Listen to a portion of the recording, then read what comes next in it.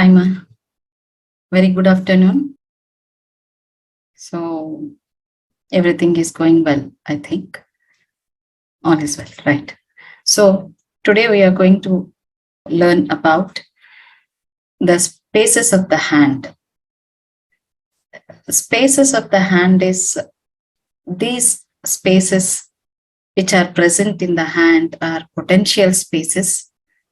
So usually we didn't concentrate. We will not show any concentration on these spaces usually, but whenever the infection of the spaces occur, these spaces are very, very important. They will become very important because if any infection of this space is dangerous, it's very painful. That is why surgeons, they will be very concentrated. A part of the spaces of the hand is for surgeons, right? So spaces of the hand and its applied anatomy is important to know as a UG student, right? Then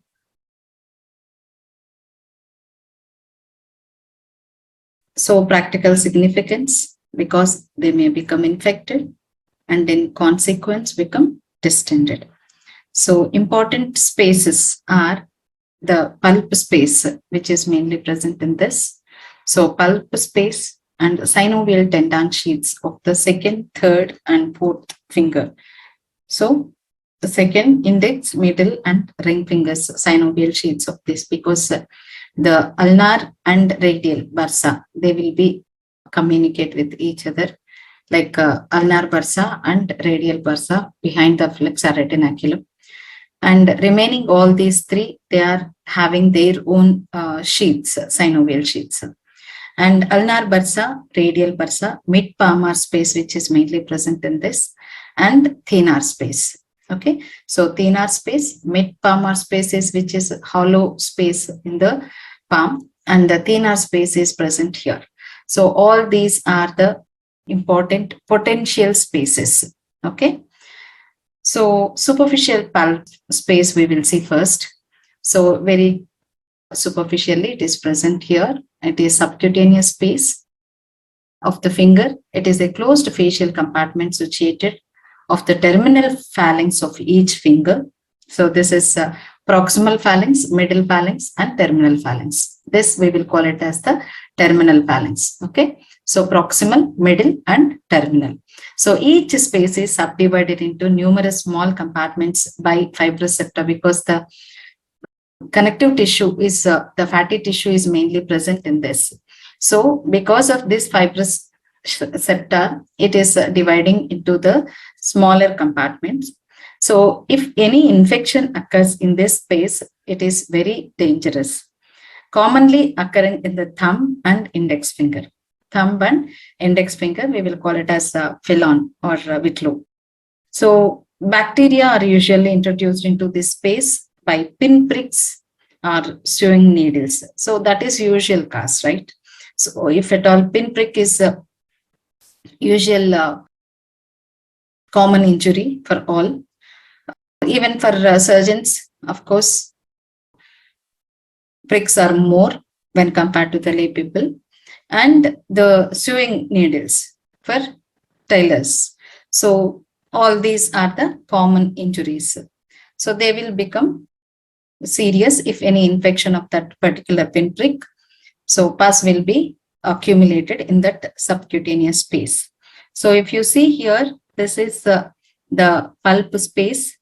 So all these are the fatty tissue, which is fibrous septa is dividing the tissue into the numerous lobules.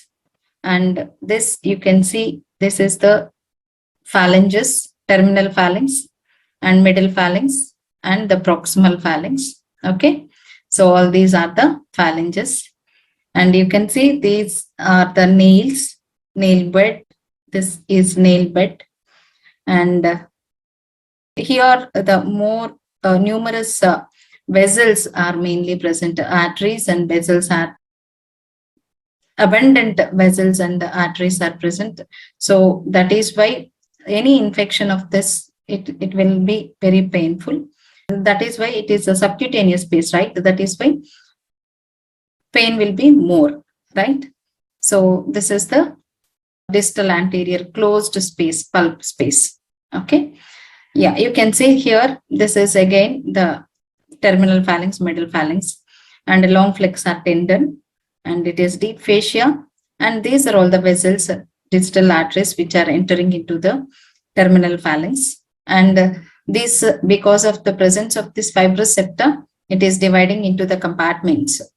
So nail and nail bed. Okay. So this is the pulp space. Accumulation of inflammatory exudate within this compartment, it causes pressure in the pulp space to OPK users. So in children, pressure on the blood vessel could result in necrosis of diaphysis. So if at all any pressure on the blood vessels, it could result in the necrosis. Close relationship of the proximal end of the pulp space to the digital synovial sheath accounts for the involvement of the sheath in the infectious process when the pulp space infection has been neglected. So if at all, if you neglect the infection, it will become very dangerous. Okay. So abscess, yeah, you can see accumulation of pus in the septa, the lobules, the compartments. These are all the pulp spaces, which is distended because of the accumulation of the pus. So that is the cross section again, you can see here. So this is the phalanx and the compartments which are abscess. You can see the fibrous septa in between the space. So you can see this is the live photo of the infection of this finger. You can see the pus accumulation of and the oozing of pus also you can see clearly. This is felon. Felon are closed space infections of the finger tip pulp, usually with the staphylococci and streptococci infection. The most common site is the distal pulp, which may be involved centrally, laterally, or apically. Okay, so centrally, laterally, or apically. So if at all the apical part is like this, so if it is central, the nail bed will be more involved. Lateral part. Okay, so this will be usual sites. The septa between pulp spaces ordinarily limit the spread of infection, resulting in an abscess, which creates pressure and necrosis adjacent tissues. Underlying bone, joint, or flexor tendons may also become infected.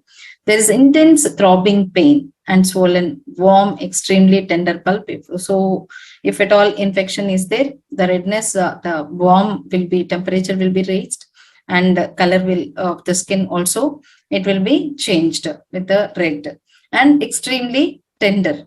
So tenderness, the pain, more painful will be present. Treatment involves prompt incision and drainage and oral antibiotic therapy. So any abscess in the body, we have to drain that pus, and incision and drainage, that treatment part we will call it as the IND. IND is nothing but incision and drainage. You have to give incision, then the whole pus, you can remove the whole pus which is accumulated in that particular part. That is the treatment for the abscess. So you can do that incision and drainage, and oral antibiotic therapy we have to keep. What is whitlow? Whitlow is infection of the pulp space of the finger, usually caused by herpes simplex type 1 virus, usually referred to herpetic whitlow. So this is the fungal infection. Okay. So that is whitlow. We will call it as whitlow. Felon is bacterial infection. So what is the synovial tendon sheaths? So these are the index, middle, and ring fingers. All these three, they are having their own synovial fibrous flexor sheaths. So these sheaths of terminal parts of the flexor digitorum. And this is again the ulnar bursa and radial bursa. Okay. The common synovial sheath for the flexor tendons is a synovial carpal tunnel. It contains tendons of the flexor digitorum superficialis and flexor digitorum profundus, but not the flexor pollicis longus, because flexor pollicis longus, again, it is continuous as the radial bursa. The sheath which surrounds the flexor digitorum extends downwards about halfway along the metacarpal bones, almost like this, and where it ends in blind diverticulae around the tendons of index, middle, and ring fingers. We will I'll show the diagram later part of the class. It is prolonged on the tendons to the little finger and usually communicate with the mucous sheath of the tendons. Yeah, you can see here, this is the bursa, okay, and this is ulnar bursa, this is radial bursa. You can see extending from the 5 centimeters or finger breadth from the proximal part of the flexor retinaculum, and it is just up to the middle part of the metacarpal bones and blind ended, and it is continuous as the ulnar bursa. So here these three are the digital synovial sheaths of the 3 index, middle, and ring fingers, which are ended blindly in the lower part, and which is extended from the metacarpals to the terminal phalanx. And this is again the radial bursa. So you can see extensor digitorum and profundus and extensor digitorum superficialis. These are the common synovial sheaths. So what is Tenosynovitis? So it is the inflammation of the fluid-filled sheath called the synovium that surrounds a tendon. Symptoms of this include pain and swelling and difficulty moving the particular joint where the inflammation occurs. Of course, these are all the common features, right? Yeah, this is a plane of cross section through this. This is the cross section, and you can see the synovial sheath, and it is a tendon. Around that, the sheath will be present. Yes, you can see the abductor pollicis longus. So tenosynovium, the infection of this tenosynovitis. So what is trigger finger? It will be locked in that particular flexion. So when the condition causes the finger to stick or lock in a flexed position called stenosing tenosynovitis, commonly known as trigger finger, it will lock in the flexion. It can't extend. So untreated infection of the synovial sheath can impair hand function. And the infection of the synovial sheaths of the thumb or little finger may be readily into the palm and even into the forearm. That is spreading to palm or forearm through the spaces, palmar space and space of Parona, which is mainly present in the forearm. What is ulnar and radial bursa? So ulnar and radial bursa, already I have mentioned in the previous slides. The common and pollical sheaths are frequently referred to in this clinical writing as the ulnar and radial bursa. These two sheaths project approximately a short distance above the flexor retinaculum from here, and they usually communicate with each other in the carpal tunnel, both ulnar and radial, behind the flexor retinaculum. If at all infection of the synovial sheath of the thumb or little finger, it may spread into the palm or even in the forearm through the spaces of Parona and this. You can see clearly here, this is digital, these are all the digital synovial sheaths of the middle, index, middle, and ring fingers are second, third, and fourth digits. And you can see this is ulnar bursa and this is radial bursa. Ulnar bursa, which is starting just a finger breadth from the flexor retinaculum and up to the middle part of the metacarpal bones, it is blind ended and it is continuous as up to the little finger. That is flexor digitorum superficialis and profundus tendons. And here this is flexor pollicis longus, which is wrapped by, this is wrapped by, both the tendons are wrapped by the ulnar bursa, but here flexor pollicis longus alone, it is continuous as the radial bursa. You can see here, these are all the flexor tendons of the flexor digitorum profundus and superficialis. And this is flexor pollicis longus. So synovial around the tendon of flexor pollicis longus. This is radial bursa, and this is ulnar bursa. Right? These are all the main things. So you can see here the ulnar and radial bursa. So these are all the again the three sheaths. Ulnar so first, second, third, and fourth. And you can also see this is ulnar bursa, and this is radial bursa, flexor pollicis longus. Then this is transverse carpal ligament. So you can see this is ended blindedly. Then it is continuous as the ulnar bursa, and this is radial bursa. So synovial sheath of the tendon of flexor pollicis longus, the radial bursa, is usually separate but may be communicated with the common sheath behind the retinaculum. Both are communicated behind the flexor retinaculum. Superiorly, it is coextensive with the common sheath, and inferiorly, it extends to the distal phalanx of the thumb. Right, radial bursa, this is distal phalanx of the thumb. This is proximal part, and superiorly, it is coextensive with the common sheath, and inferiorly, it extends up to the distal phalanx of the thumb.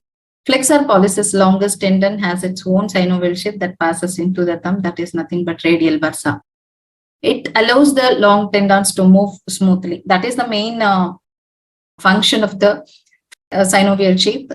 So purpose of the synovial sheath is a smooth movement.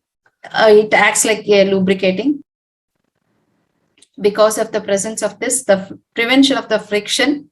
So these are all the main functions of the fibrous flexor sheath, synovial sheaths. Synovial sheath of the flexor pollicis longus communicate with at the level of wrist in about 50% of subjects.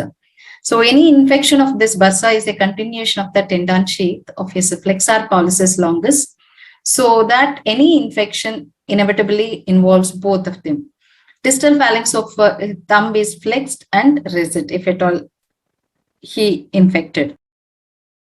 He cannot extend it, he or she, although he can extend his other finger normally. His hand is tender over the sheath of flexor pollicis longus and may be able to feel a swelling above his flexor retinaculum. So if treatment is delayed, infection may spread to the ulnar bursa, or the tendon of flexor pollicis longus may slough. So because both are communicated behind the flexor retinaculum, that is why if any infection of the ulnar bursa, it may communicate with the radial bursa also, same vice versa. Coming to the ulnar bursa, same, you can see this is the ulnar bursa, flexor digitorum, superficialis and profundus tendons are wrapped. So common flexor synovial sheath, long flexor tendons of superficialis and profundus, they are enclosed in a common synovial sheath while passing deep to the flexor retinaculum. The sheath has a parietal layer, and it has a parietal and visceral layer. In between this, the synovial fluid will be there. That is nothing but the lubricating part. And a visceral layer closely applied to the tendons. In between, the mesotendon will be present, that will be carrying the vessels to the space. So from the arrangement of the sheath, it appears that the synovial sheath invaginated by the tendons from its lateral side. In hands, the tendons of the flexor digitorum superficialis and profundus muscle invaginate a common synovial sheath from the lateral side. Medial part, a common sheath extends distally on the tendons of little finger. So almost it is like here, then it is communicate with the little finger. Lateral part, it stops on the middle of the palm, lateral part. So medially, it is continuous as the radial bursa, and laterally, it almost ended blindly at the metacarpals. Distal ends of index, middle, and ring fingers acquire distal synovial sheaths. If at all any infection of the ulnar bursa is the most serious hand infection, it contains all the flexor tendons of the patient's fingers. His whole hand is edematous, his palm is moderately swollen, and there may be fullness immediately above his flexor retinaculum here. His flexed finger resists extension, particularly his little one, and the least of all his index. The radial and ulnar bursa sometimes communicate with one another So if one of them has been infected, spread automatically with the other. Coming to the thenar space, lateral central palmar space, the thenar space. It contains tendons of flexor pollicis longus, flexor digitorum superficialis and profundus to index finger, palmar digital nerves and vessels up to the thumb and radial side of index finger. It communicates web of thumb and under flexor retinaculum. Location of thenar space lies posterior to the long flexor tendons. So, behind the long flexor tendons to the index finger and in front of the adductor pollicis muscle, which is mainly present in the thenar eminence, which is supplied by the ulnar nerve. Boundaries, thenar radial, the lateral thenar eminence, radial bursa, medially middle metacarpal ulnar bursa, and superficial carpal tunnel, deep adductor pollicis. These are all the boundaries of thenar space. So the laterally thenar eminence, medially thenar eminence with the radial bursa, medially middle metacarpal and ulnar bursa, superficial carpal tunnel will be there, deep adductor pollicis. Deep adductor pollicis, almost exactly this space. So what is the clinical significance of this? So it lies just superficial to the adductor pollicis muscle, forming a plane connecting the deep aspects of the radial bursa and the ulnar bursa.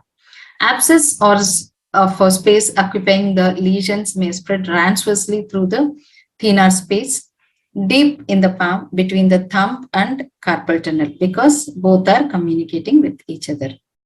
Yeah, this is the exact space. So deep to the adductor pollicis, superficially the carpal tunnel, and laterally the radial bursa and thenar space, thenar eminence, and medially the medial end of the ulnar bursa. Okay, so this is the main here. You can see this is mid-palmar space and this is thenar space. So you can see this is a palmar aponeurosis and lateral intermediate and lateral intermuscular septum. And this is thenar eminence and the hypothenar eminence. All these are the interosseous muscles and adductor pollicis. So deep to the adductor pollicis will be the, so posteriorly adductor pollicis and superiorly or the superficial, the carpal tunnel. These are all the main boundaries. You can see here, this is the thenar space and this is mid-palmar space. So if it is shown, this is, yeah, this is mid-palmar and this is thenar space. So here will be the adductor pollicis muscle, right? So it is shown as purple in the diagram here. This is the thenar space. In the cross section, the mid-palmar space is blue, the radial bursa is light blue, and the ulnar bursa is red. So it contains 3 to 5 flexor tendons, 2 to 4 lumbricals, superficial palmar arch, digital vessels, and nerve. It communicates subcutaneous tissue at webs, extends into the dorsal to the common flexor sheaths. Mid-palmar space, coming to the mid-palmar space, it lies posterior to the long flexor tendons, to middle ring and little fingers. It lies in front of the interossei and the third, fourth, and fifth metacarpal bone. So this is the exact situation of the mid-palmar space. Boundaries, anteriorly flexor tendons of the medial 3 fingers, surrounded by synovial sheaths ulnar bursa. Posteriorly, 3, 4, 5 metacarpal bones with its interossei. You can see the boundaries here. So superficially, so this is mid-palmar space. Superficially, the palmar aponeurosis and the superficial palmar arch and flexor tendons of the flexor digitorum superficialis and profundus. All these are the superficial boundaries. Posteriorly, the interosseous 3, 4, 5 metacarpal bones with the interossei muscles. 3, 4, 5 metacarpal bones. 3, 4, 5 metacarpal bones with the interossei muscles. And the medially the hypothenar muscles, and laterally the intermuscular intermediate palmar septum, and the medially the medial palmar septum. These are all the boundaries of the mid-palmar space. Yeah, medially hypothenar muscles. Yes, these are all the hypothenar muscles with the medial palmar septum. Laterally septum separating it from the thenar space is intermediate septum. Distally to communicate with the web spaces here, proximally communicate with the perona, space of perona. So proximal part is communicating with the space of perona. Distally, it is communicating with the web spaces. So these are all the communications. Yes, you can see all these. This is the mid-palmar space. Okay. So web spaces, proximally it is communicating, and distally it is communicating with the space of perona. Deep facial space infection, palm is relatively fixed. The dorsum will show the infection. 4 potential spaces mainly present here: a dorsal subaponeurotic space, subfacial web space, thenar space, mid-palmar space. Causes the infection are the direct penetrating trauma. Reasons: contiguous spread. So the spread of infection from one place to another place, hematogenous spread. So closed space infection of the thenar space, clinical importance, pain and features will be pain and swelling of the thenar eminence and first web space. Can be from tenosynovitis of second digit with rupture proximally. Thumb is held abducted and flexed. Abducted and flexed. Coming to the treatment part, antibiotics, oral antibiotics, incision along thenar crease, dorsal longitudinal infection at web space to enter the first web space. Mid-palmar infection, closed space infection of the palmar space. Features will be the loss of normal hand concavity, tenderness of central palm, pain with movement of third, fourth digits. Can be from tenosynovitis of digits 3, 4, 5. Oral antibiotics treatment, surgery, blunt dissection through palmar fascia on either side of D3 flexors. These are all the main treatment part. So all these spaces, whenever the infection is there, then only they become important, because the infection will be very serious and very dangerous and very painful. Tenderness will be present. That is why the spaces are very important. They are all spaces will be the potential spaces. So we have to give incision on the lateral and medial sides of the infection sites. So even the incision sites also very important. So all these mid-palmar space and the thenar space boundaries, and what are all the infections. If at all infection is there, we have to do the oral antibiotic therapy and the incision and drainage if at all abscess is there. And the felon is the bacterial infection of the pulp space, and the fungal infection, herpes infection, we will call it as the whitlow. And what is radial bursa, what is ulnar bursa, and all these are the flexor sheaths of the second, third, and fourth digits. All these are the palmar facial spaces.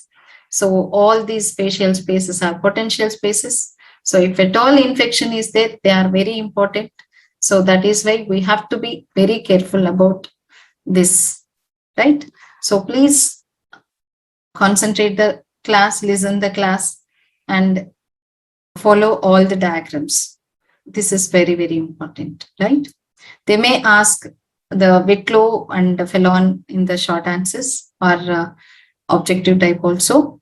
And even for PGs also it is important. They may ask.